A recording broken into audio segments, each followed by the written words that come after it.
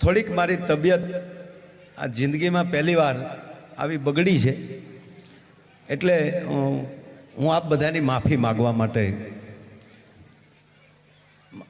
મારો કોઈ એવો ઈરાદો નથી કે હું અહીંથી અત્યારે નીકળી શકું, પણ આપ બધાને હું ખૂબ ખૂબ દાતાઓને પ્રણામ કરું છું, તમામ વડીલોને પ્રણામ કરું છું.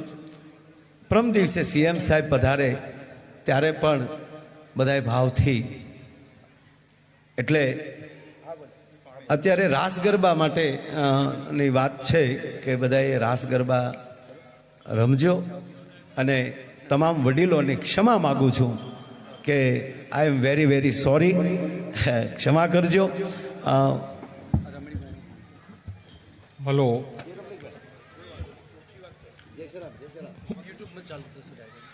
અત્રે પધારેલા ગામના વડીલ ભાઈઓ બહેનો દાતાઓને એક જાણ કરવાની કે માયાબેને અડધો કલાક પહેલાં થોડો છાતીમાં દુખાવો ઉપડ્યો છે.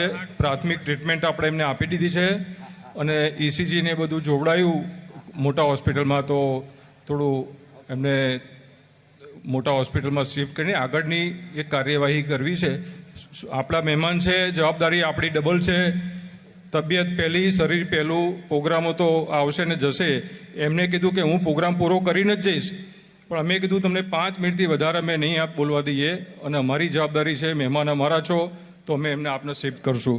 તો માયાબી આપ ચિંતા કરશો નહીં, બધાના આશીર્વાદ છે, બધાના આપણે બહુ સારી રીતે ટ્રીટમેન્ટ થશે અને બધું સરસ થઈ જશે. માતાજી ભગવાનને પ્રાર્થના કરો.